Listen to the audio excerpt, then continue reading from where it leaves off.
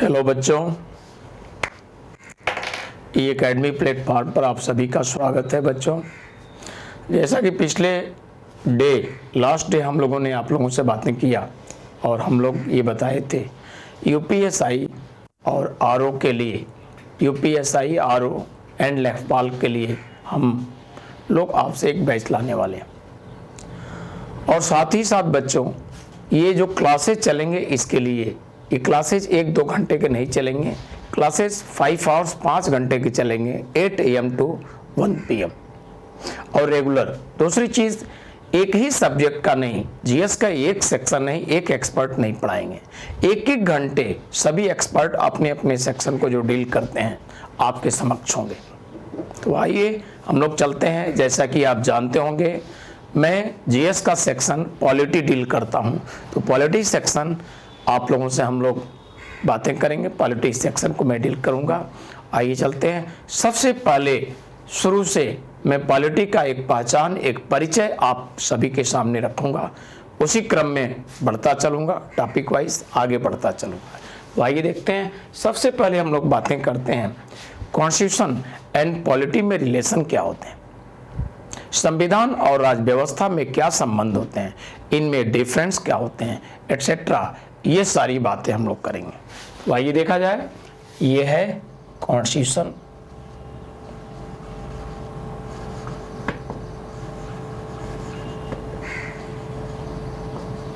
संविधान,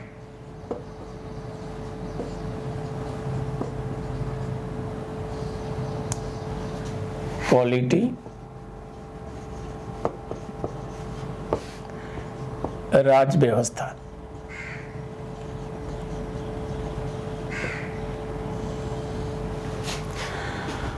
इनकी रिलेशन पर हम लोग बातें करते हैं। दोनों में डिफरेंस रिलेशन की बात किया जाए, क्या डिफरेंस है, दोनों में रिलेशन संबंध क्या है, इन पे बातें किया जाए। कॉन्स्टिट्यूशन एंड पॉलिटी की बात किया जाए तो कॉन्स्टिट्यूशन जो होता है उसका फिक्स स्ट्रक्चर होता है, संविधान की एक निश्चित संरचना होती है, जबकि पॉलिटी जो होता है, राज्य व्यवस्था, उसका कोई फिक्स स्ट्रक्चर नहीं होता। बच्चों, पॉलिटी के फिक्स स्ट्रक्चर होने का एविडेंस जरा देख लिया जाए क्या है। पॉलिटी के फिक्स स्ट्रक्चर होने का एविडेंस, पॉलिटी में ये होते हैं पार्ट्स, इनके भाग होते हैं, पार्ट होते हैं, part first, second, third, fourth etcetera.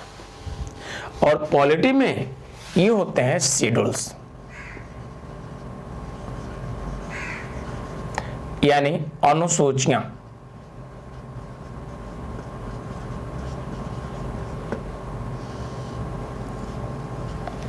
इतना ही नहीं, पॉलिटी में होते हैं आर्टिकल्स,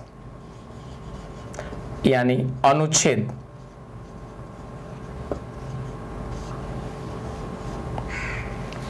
आर्टिकल्स, अनुच्छेद, ये सभी कॉन्स्टिट्यूशन में जो फिक्स स्ट्रक्चर की बात मैंने किया और डिफरेंस में बताया, रिलेशन की बात किया, तो मैंने बताया कि पॉलिटी का कोई फिक्स स्ट्रक्चर नहीं होता, जबकि कॉन्स्टिट्यूशन का फिक्स स्ट्रक्चर होता। तो संविधान की एक निश्चित संरचना होती है, बट राज्य व्यवस्था की कोई निश्चित संरचना नहीं होती। और इसका एविडेंस क्या? इसका एविडेंस मैंने फिक्स स्ट्रक्चर होने, निश्चित संरचना होने का एविडेंस, प्रमाण बताया। इसमें भाग होते हैं first, second, third, fourth, fifth etcetera. और इसमें शेड्यूल, अनुसूचियां भी होती हैं, और इसमें आर्टिकल, अनुच्छेद भी होते हैं। ये एक निश्चित संरचना होने के एविडेंस है, प्रमाण है। बट पॉलिटी में ऐसा कुछ भी नहीं होता। राज्य व्यवस्था में फिक्स स्ट्रक्चर होने, निश्चित संरचना होने के कोई प्रमाण इसमें नहीं है। इसमें कोई आर्टिकल, कोई शेड्यूल, कोई पार्ट नहीं होते। ठीक है, ये फर्स्ट डिफरेंस है कॉन्स्टिट्यूशन एंड पॉलिटी में। फर्स्ट डिफरेंस, पहला डिफरेंस आपको देखा, कॉन्स्टिट्यूशन का फिक्स स्ट्रक्चर, संविधान की एक निश्चित संरचना होती है, बट पॉलिटी का कोई फिक्स स्ट्रक्चर नहीं, राज्य व्यवस्था की कोई निश्चित संरचना नहीं। पहला डिफरेंस। सेकेंड डिफरेंस देखा जाए तो ये कहा जाएगा कि कॉन्स्टिट्यूशन जो होता है उसमें स्टेबिलिटी पाई जाती है, संविधान में स्थायित्व पाया जाता है, जबकि पॉलिटी में कोई स्टेबिलिटी, कोई स्थायित्व नहीं पाई जाती है। यानी पॉलिटी को हम लोग कहेंगे, पॉलिटी बहुत ही डायनेमिक है, बहुत ही गतिशील है, चेंजेबल है, परिवर्तनशील है। यानी पॉलिटी कंडीशन, परिस्थिति पर मूव डिपेंड करता है। जब जैसी परिस्थिति हमारे कंट्री, हमारी सोसाइटी, समाज में होता है, जब जैसे हमारे देश में परिस्थिति, कंडीशन होंगी, उसी के अकॉर्डिंग मूवेबल है, चेंजेबल है, परिवर्तनशील है। कौन? पॉलिटी।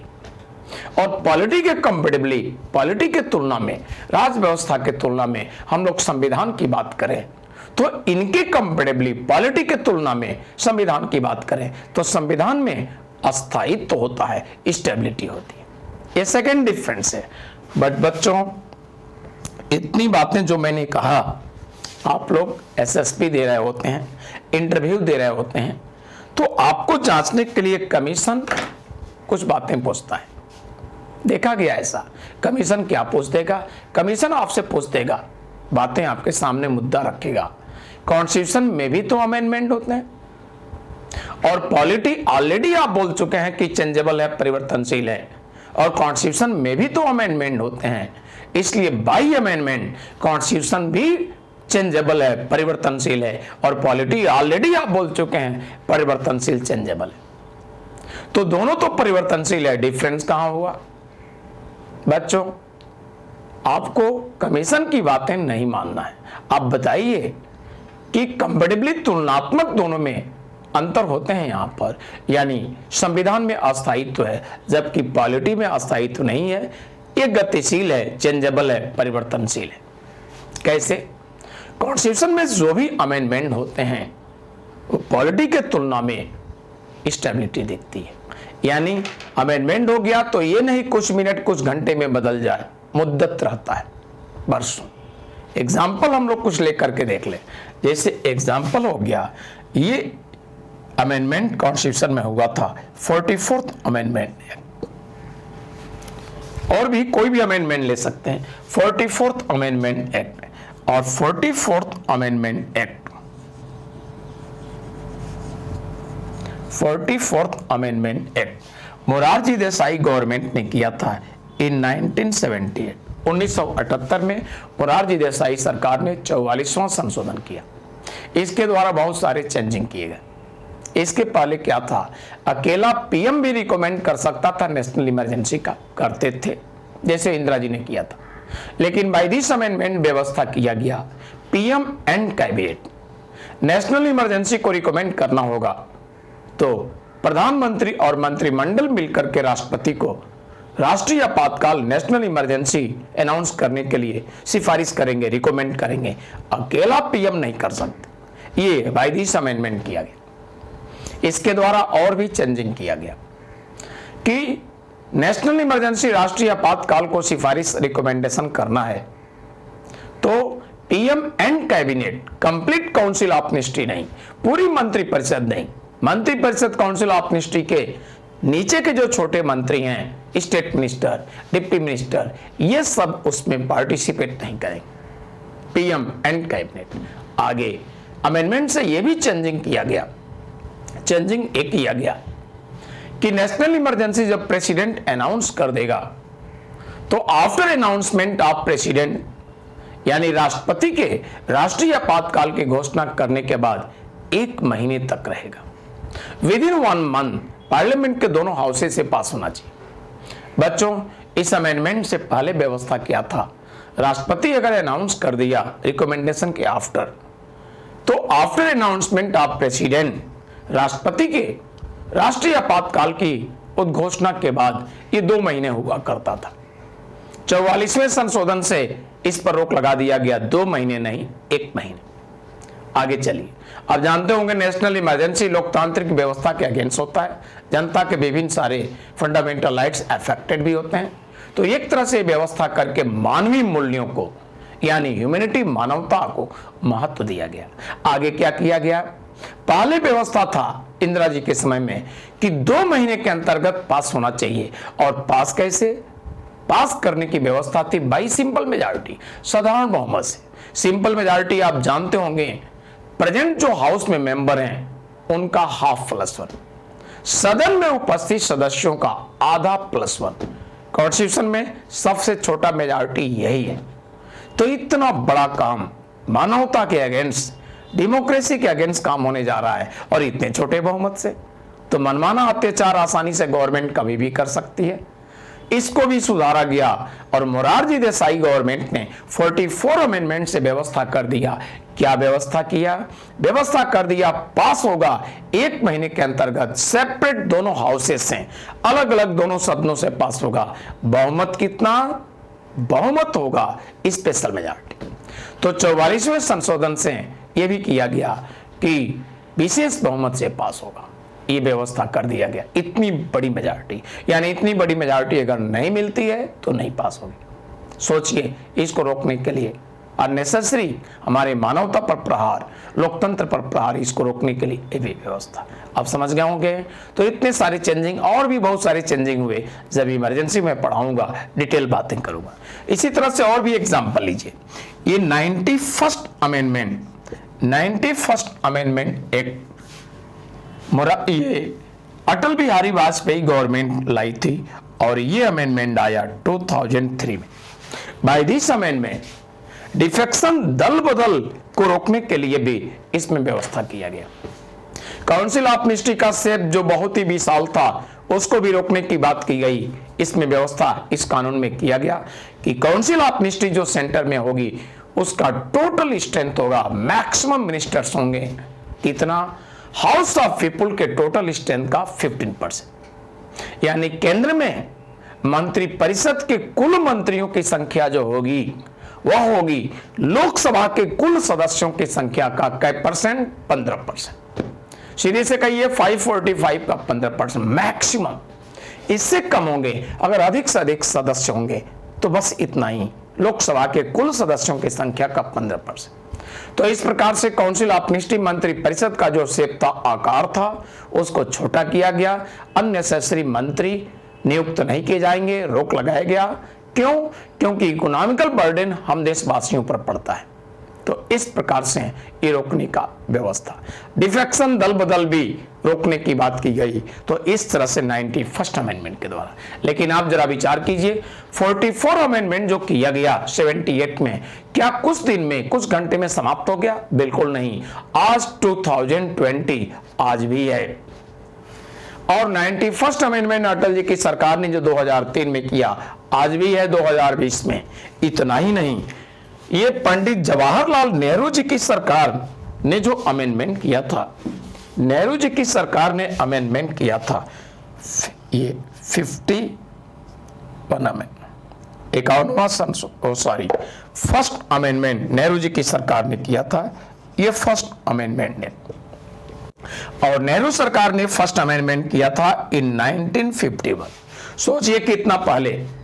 तो पहला संशोधन नेहरू जी की सरकार ने किया था 1951 में, और ये 1951 की व्यवस्था आज भी चल रहा है।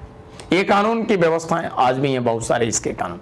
तो ये कहा जाएगा कि इंडियन कॉन्स्टिट्यूशन में जो अमेंडमेंट होते हैं, हम कंपेटिबली बातें करेंगे तो पॉलिटी की तुलना में क्या है? स्टेबिलिटी है।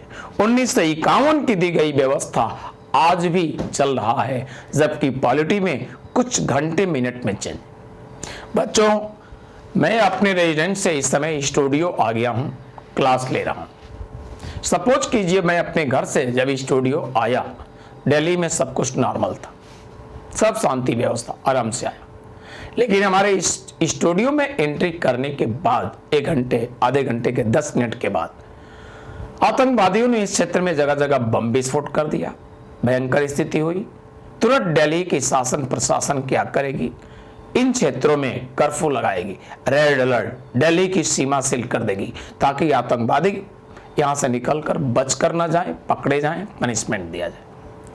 मैं क्लास लेकर जब स्टूडियो से निकला तो देखा पुलिस प्रशासन भी अनाउंस कर रही है क्या? कर्फ्यू लगा है, 4 से ज्यादा लोग मूव नहीं कर सकते। सोचिए, यानी 20 मिनट में, आधे घंटे में इतना बड़ा चेंजिंग, ये कहां पर हुआ? ये चेंजिंग, परिवर्तन कॉन्स्टिट्यूशन में नहीं हुआ, ये हुआ पॉलिटी। और ध्यान दीजिए, आतंकवादी को, जो भी आतंकवादी इसमें इन्वॉल्व थे, 6 आतंकवादी थे, 8 आतंकवादी 9-10 जितने भी थे, पुलिस ने क्या किया, बहुत अच्छे से इनका सब छानबीन किया। और भी एजेंसी जिसमें भाग लिए, पुलिस को सहयोग किए, और इस तरह से शाम को एक आतंकवादी को जीवित पकड़ने में दिल्ली की पुलिस सफल रही। बड़ी सफलता, चूंकि जीवित पकड़ा गया, इसलिए उससे अच्छे ढंग से पेश दिल्ली की पुलिस आई। 3 आतंकवादियों का एड्रेस बता दिया छिपा होने का, दिल्ली में कहां छिपे। दिल्ली की क्राइम ब्रांच और एजेंसी भी इस तरह से छानबीन किए, और फिर 3 में से 2 मार दिए गए, 1 घायल पकड़ा गया। तो 2 अब जीवित पकड़े गए, इनसे बातचीत हुआ। अब देखिए, इस प्रकार से 2 बचे हैं, उन दोनों का भी एड्रेस मिल गया। जब उस ठिकाने पर गई दिल्ली की पुलिस, गोलीबारी करने लगे, दोनों मार दिए गए। तो 2 जीवित, घायल और बाकी 4 आतंकवादी मारे गए। इस प्रकार से दिल्ली की सीमा को एक और चेंजिंग, दिल्ली की सीमा को गवर्नमेंट ने जो सील किया था ओपन कर दिया। जहां जहां दिल्ली में कर्फ्यू लगे थे, सब कुछ सामान्य हो गया, खत्म हो गया। बट ध्यान दीजिए, कर्फ्यू लगा, सीमा सील हुआ, कर्फ्यू जहां लगा था समाप्त हो गया, सीमा ओपन हो गया, इतने सारे चेंजिंग। लेकिन ये सब सारे चेंजिंग कहां पर हुए? पॉलिटी में। और ये सारे चेंजिंग 2 दिन के अंदर, 48 घंटे के अंदर इतने सारे परिवर्तन। क्या इस 48 घंटे में कॉन्स्टिट्यूशन में कोई चेंजिंग परिवर्तन हुआ? आप जवाब देंगे नहीं हुआ। तो जब जैसी कंडीशन, परिस्थिति होती है, उसके अकॉर्डिंग ये चेंजिंग परिवर्तन होते हैं। कहां पर? पॉलिटी में। इसलिए मैंने कहा था कि पॉलिटी बहुत मूवेबल है, चेंजेबल है, परिवर्तन है, कंडीशन परिस्थिति के अकॉर्डिंग चेंजेबल, मूवेबल, परिवर्तनशील। जबकि कॉन्स्टिट्यूशन पॉलिटी के कंपेटिबली ऐसा नहीं है, उसमें स्टेबिलिटी अस्थायी। क्लियर? और इसी के बाद हम लोग थर्ड डिफरेंस की बातें करेंगे। बच्चों, ये था सेकेंड डिफरेंस, आपने देखा। अब हम लोग बातें करेंगे थर्ड डिफरेंस। देखिए थर्ड डिफरेंस क्या। थर्ड डिफरेंस में मैं बताना चाहूंगा कि कॉन्स्टिट्यूशन मूव करता है, सॉरी, राज व्यवस्था मूव करता है संविधान के डायरेक्शन, यानी पॉलिटी मूव करती है कॉन्स्टिट्यूशन के डायरेक्शन, बट पॉलिटी के डायरेक्शन में कॉन्स्टिट्यूशन मूव नहीं करता। तो पॉलिटी के डायरेक्शन में कॉन्स्टिट्यूशन मूव नहीं करता, बट कॉन्स्टिट्यूशन के डायरेक्शन में पॉलिटी मूव करती है। ये कैसे समझेंगे आप लोग? डे टू डे, दिन प्रतिदिन भारत की सरकार, भारत की जनता के लिए, हमारे देश समाज के लिए अच्छे ढंग से व्यवस्था मेंटेन हो, सरकार हमारी क्या करती है? लॉ मेकिंग करके कुछ न कुछ व्यवस्था देती है। बट जो भी लॉ है, जो भी लॉ गवर्नमेंट ने मेकिंग किया, कानून बनाया, हम आप कोई भी कॉन्स्टिट्यूशन का नॉलेज रखते हैं, अगर आपको लगा कि उस एक्ट में, उस लॉ में गवर्नमेंट ने जो प्रोविजन व्यवस्था दिया है, उस व्यवस्था में कुछ डिफेक्ट है, कमियां हैं, ये बात है, ये कमी है, ये नहीं होना चाहिए। तो हमारे आप जैसे कोई भी भारतीय नागरिक डायरेक्ट सुप्रीम कोर्ट में चैलेंज कर देता है कि ये प्रोविजन जो गवर्नमेंट ने दिया है लॉ मेकिंग करके, इंडियन कॉन्स्टिट्यूशन में दिए गए प्रोविजन के अकॉर्डिंग नहीं है, this is non constitutional provision, ये गैर संवैधानिक व्यवस्था है। और इस बात को लेकर हम आप कोई भी भारत के नागरिक चैलेंज कर देते हैं, कहां? Supreme court. सुप्रीम कोर्ट के जजेस इंडिया गवर्नमेंट के उस लॉ को, उस प्रोविजन, उस व्यवस्था, उस पॉलिसी को जजेस ऑफ सुप्रीम कोर्ट बहुत अच्छे से स्टडी करते हैं, डिस्कस करते हैं, दोनों पक्ष की बातों को, वकीलों की बातों को भी, सारे दलीलों को भी सुनते हैं, सारे आर्गुमेंट को, और सभी सुनने समझने के बाद उनको, जजेस को जब एविडेंस मिला कि कॉन्स्टिट्यूशन में दिस प्रोविजन है, बट गवर्नमेंट ने जो प्रोविजन दी है, जो पॉलिसी, जो लॉ तैयार किया, उसमें यह व्यवस्था कॉन्स्टिट्यूशन के अकॉर्डिंग नहीं है, अगेंस्ट है, बस क्लियर हो गया। अब जजेज ऑर्डर करते हैं, सुप्रीम कोर्ट हमारी ऑर्डर करती है, this is non constitutional provision, ये गैर संवैधानिक व्यवस्था है, और इसी ऑर्डर डिसीजन के साथ जुडिशरी उस पॉलिसी, उस लॉ को, उस प्रोविजन को कैंसिल कर देती है, रद्द कर देती है। यानी इसका मीनिंग हुआ कि कोई भी प्रोविजन, व्यवस्था, जो भी व्यवस्था, राज व्यवस्था, भारत राज्य जो व्यवस्था देती है, अगर वह व्यवस्था संविधान के अनुसार नहीं है, संविधान के अकॉर्डिंग नहीं है, तो न्यायपालिका उसको कैंसिल कर देगी, रद्द कर देगी। इससे यह भी प्रूफ होता है कि राज व्यवस्था संविधान के अनुसार मूव करता है, संविधान के निर्देश में चलता है। अगर संविधान के अनुसार वह व्यवस्था नहीं है, भारत राज्य की व्यवस्था कॉन्स्टिट्यूशन के अकॉर्डिंग नहीं है, तो नहीं चल पाएगा। जुडिशरी उसको कैंसिल कर देगी, रद्द कर देगी।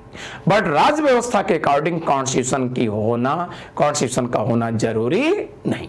इसलिए राज्य व्यवस्था पॉलिटी के डायरेक्शन में कॉन्स्टिट्यूशन मूव नहीं करता, कॉन्स्टिट्यूशन के डायरेक्शन में पॉलिटी मूव करती है। ये थर्ड डिफरेंस था बच्चों, मेरे ख्याल से कोई दिक्कत नहीं होगा। हम तीनों डिफरेंस की जो बातें की आपसे, मैंने जो 3 डिफरेंस की बातें किया, कहीं भी दिक्कत नहीं होगा। बहुत इजीली आप इसको समझे होंगे, आसानी से, कोई दिक्कत नहीं होगा।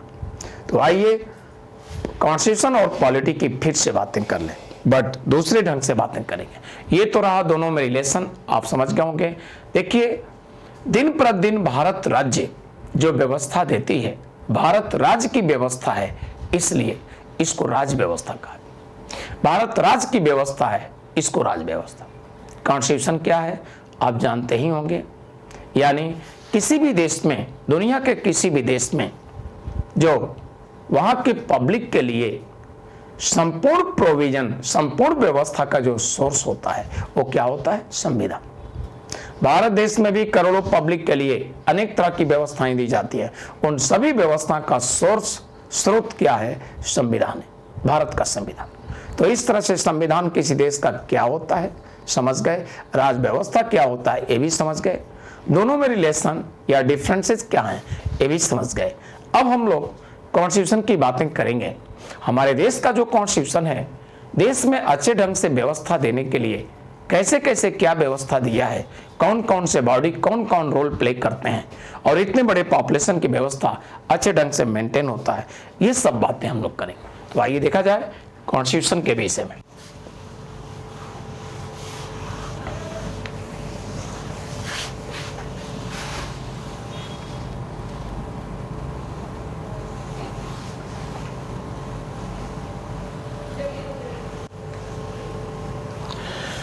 कॉन्स्टिट्यूशन की बात किया जाए, कॉन्स्टिट्यूशन ने देश में अच्छे ढंग से व्यवस्था मेंटेन करने के लिए कुछ बॉडी का क्रिएशन, कुछ निकाय का गठन इन्होंने किया संविधान, और सभी को जिम्मेदारी भी इन्होंने डिसाइड कर दिया। किस प्रकार से? देखिए, ये होता है एक्सिक्यूटिव,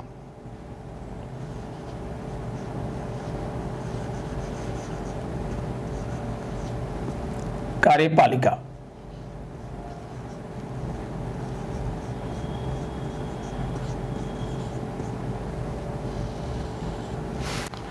और नेक्स्ट लेजिस्लेचर।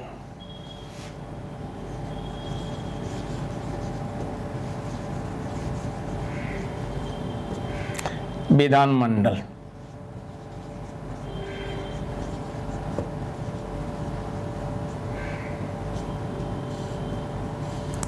विधानमंडल और नेक्स्ट होता है जुडिशियरी।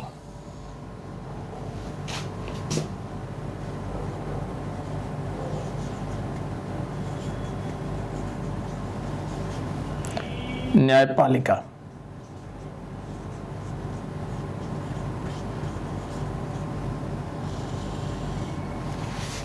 ये व्यवस्था। तो एग्जीक्यूटिव कार्यपालिका जो होती है, एग्जीक्यूटिव कार्यपालिका काम क्या होता है, लेजिस्लेचर जो होता है उसका क्या काम है, जुडिशरी न्यायपालिका का क्या काम है, ये सब बातें हम लोग कर लें। हम देशवासियों के लिए, देश में रहने वाले लोगों के लिए कानून बनाने की जो निकाय है वो यही, हम देशवासियों के लिए जो कानून बनाने की लॉ मेकिंग का जो सेंटर है वो यही है, लेजिस्लेचर, विधानमंडल। और लॉ जो मेकिंग हो गया, कानून बन गया, उसको इंप्लीमेंट, लागू करने की जिम्मेदारी किनकी है, इनकी है। और कानून गलत है या सही, या किसी भी तरह से और भी बहुत सारे डिस्प्यूट, विवाद है, उन पर जजमेंट, डिसीजन देना, ये किनकी जिम्मेदारी है, इनकी है।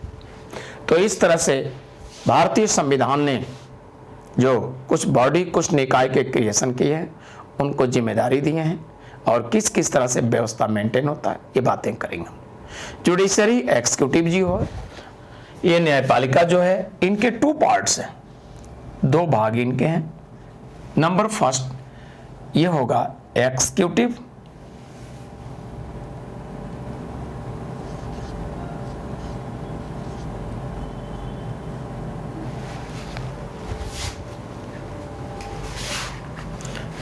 एग्जीक्यूटिव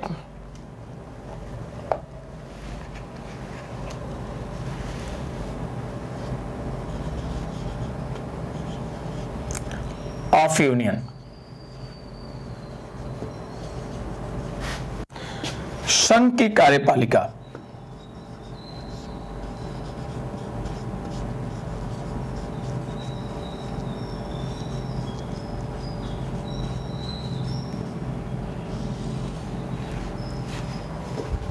यूनियन एग्जीक्यूटिव, संघ की कार्यपालिका।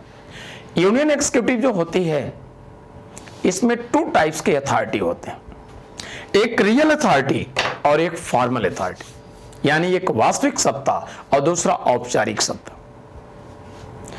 तो फॉर्मल अथॉरिटी जो है उसको नॉमिनल अथॉरिटी, नाम मात्र की सत्ता भी कह सकते हैं, औपचारिक सत्ता को नाम मात्र की सत्ता भी। रियल अथॉरिटी कौन है, वास्तविक सत्ता कौन है? Prime minister and council of ministry, प्रधानमंत्री और मंत्री परिषद के पास वास्तविक सत्ता होता है। बच्चों अभी हमने पढ़ाते वक्त शुरू में ही बोला था कि कभी भी नेशनल इमरजेंसी अनाउंस करना है तो पीएम एंड कैबिनेट रिकमेंड करते हैं, प्रेसिडेंट अपने मन से अनाउंस नहीं करेंगे। तो रियल अथॉरिटी इसलिए कहा जाएगा पीएम एंड कैबिनेट को, क्यों? क्योंकि डिसाइड यही करेंगे कि इमरजेंसी लगाना चाहिए या नहीं। इनके किए गए ऑन पेपर जो रिकमेंडेशन इनके द्वारा किए गए, इनके किए गए रिकमेंडेशन को सिर्फ अनाउंस करते हैं प्रेसिडेंट। तो आप समझ सकते हैं कि फॉर्मल औपचारिक रूप में जो अनाउंस कर रहा है पदाधिकारी वह होगा, वह कौन है? प्रेसिडेंट। नॉमिनल नाम मात्र इसलिए कहा गया है क्योंकि सिर्फ नाम मात्र का अनाउंसमेंट और सिग्नेचर कर रहे हैं। रियली वास्तव में ये डिसाइड करने का पावर पीएम एंड कैबिनेट, यानी वास्तविक सत्ता पीएम एंड कैबिनेट के पास, और औपचारिक फॉर्मल कौन? प्रेसिडेंट। ये 2 टाइप्स की अथॉरिटी। नेक्स्ट एग्जीक्यूटिव जो है वो इस प्रकार से, ये होगा एग्जीक्यूटिव ऑफ स्टेट।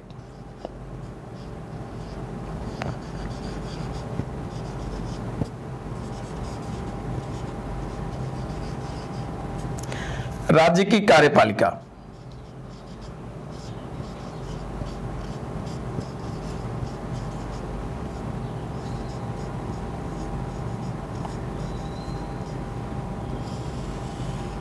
राज्य की कार्यपालिका, एग्जीक्यूटिव ऑफ स्टेट, राज्य की कार्यपालिका। स्टेट की जो एग्जीक्यूटिव है सेम उसमें भी 2 टाइप्स की अथॉरिटी, यानी इसमें भी एक रियल अथॉरिटी और सेकंड फॉर्मल अथॉरिटी, औपचारिक सत्ता या नॉमिनल अथॉरिटी, नाम मात्र की सत्ता।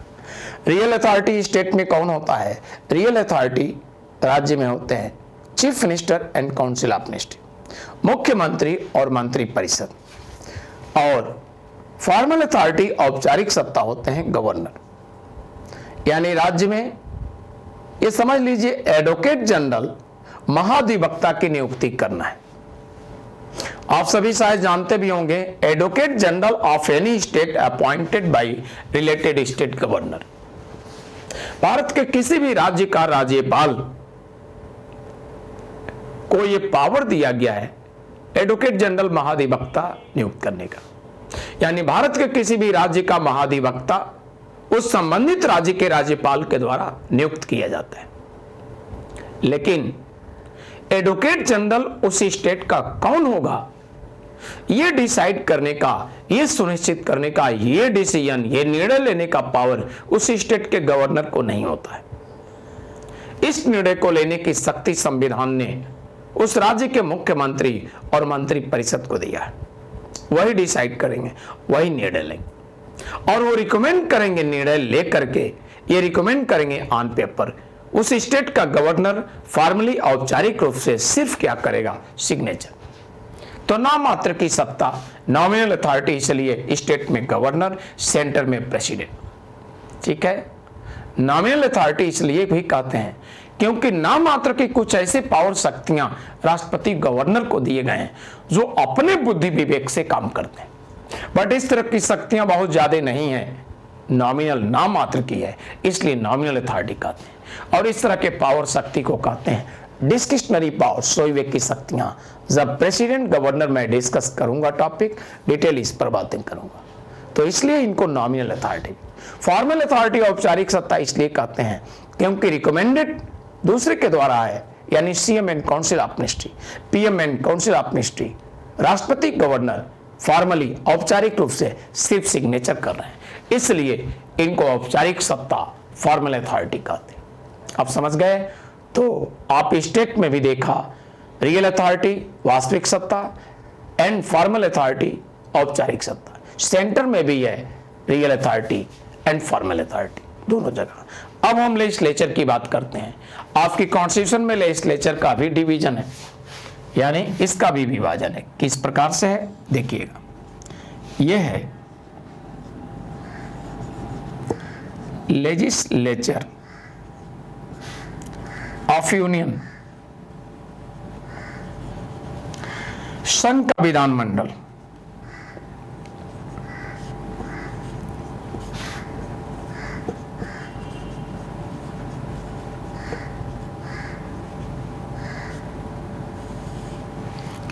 इसको पॉपुलर नेम इसका है पार्लियामेंट।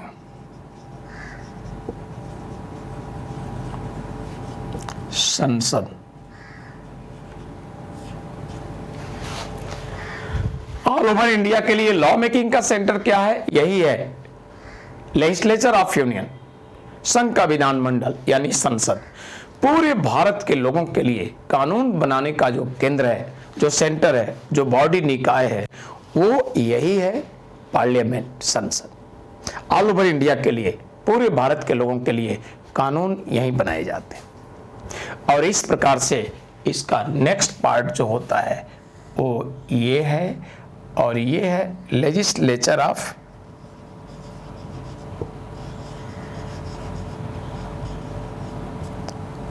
स्टेट।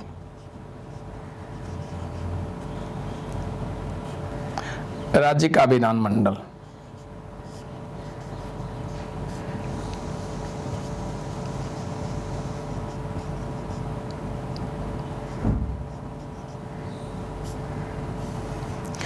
तो लेजिस्लेचर ऑफ स्टेट, राज्य का विधानमंडल। आप राज्यों में बच्चों जानते होंगे, अलग अलग राज्यों में राज्य के पब्लिक के लिए कानून बनाने की जो निकाय, जो बॉडी है अलग अलग, वही है स्टेट लेजिस्लेचर। जैसे बिहार के पब्लिक के लिए, बिहार राज्य के लिए विधानमंडल है पटना में। उत्तर प्रदेश के पब्लिक के लिए सेपरेट लेजिस्लेचर लखनऊ में, यूपी के लिए स्टेट लेजिस्लेचर, राज्य विधानमंडल। तो इस तरह से लेजिस्लेचर में भी डिवीजन है। अब जुडिशरी की बात किया जाए तो जुडिशरी में टॉप जो जुडिशरी न्यायपालिका है, आप सभी जानते होंगे क्या बोला जाता है इससे, ये होगा सुप्रीम कोर्ट, सर्वोच्च न्यायालय। तो ये होगा सर्वोच्च न्यायालय।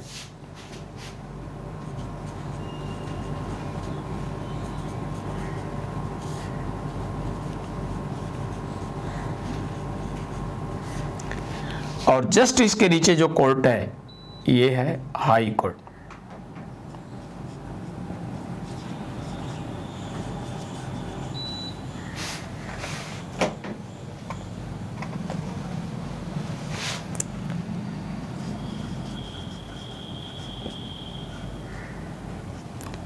उच्च न्यायालय।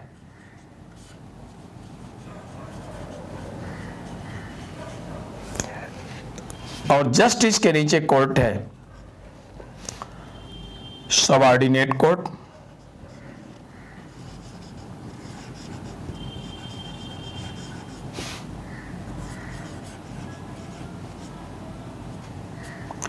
अधीनस्थ न्यायालय।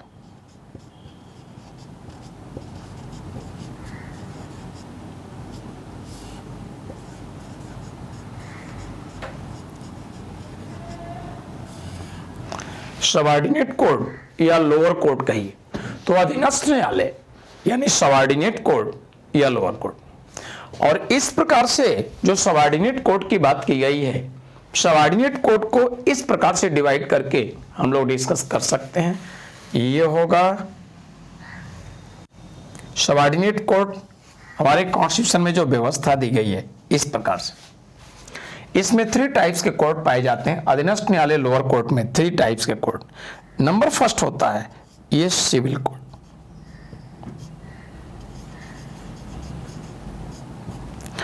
और ये दीवानी न्यायालय।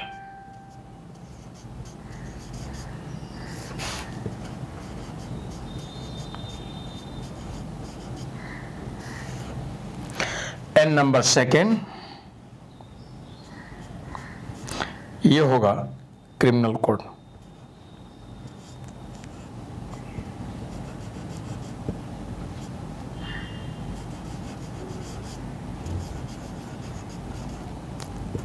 फौजदारी न्यायालय।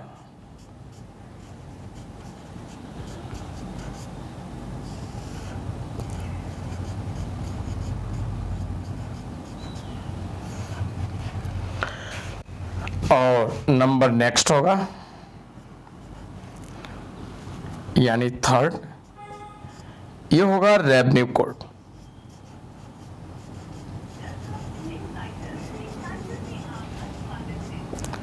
राजस्व न्यायालय।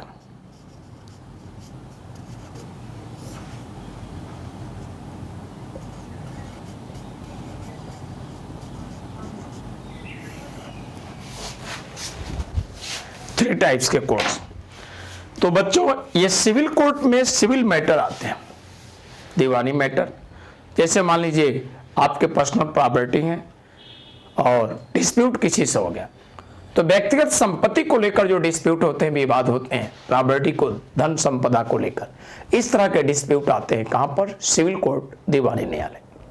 बट मान लीजिए उस प्रॉपर्टी को लेकर के डिस्प्यूट लंबा चला और उस प्रॉपर्टी को लेकर के कभी भी दोनों परिवार में काफी मारपीट झगड़े हो गए, काफी दोनों तरफ से डंडे चले, पत्थर चले, गोलियां चली, दोनों तरफ से घायल हो गए, एक नया केस बन गया।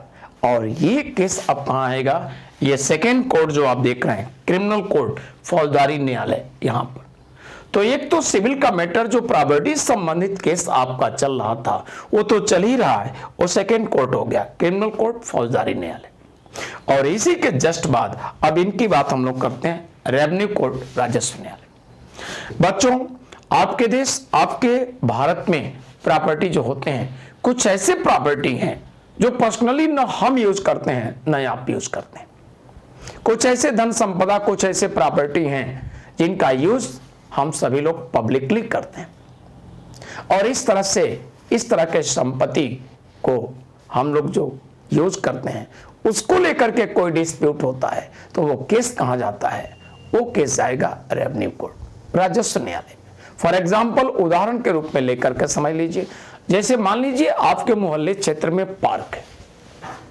पार्क किसी एक आदमी का नहीं होता है, सभी का अधिकार है। हम सभी लोग उसमें सुबह जाकर योगा कर रहे हैं, कोई टहल रहा है, कोई दोपहर में किसी पेड़ वृक्ष के नीचे बैठकर उस पार्क में स्टडी कर रहा है, तो पब्लिकली यूज करते हैं।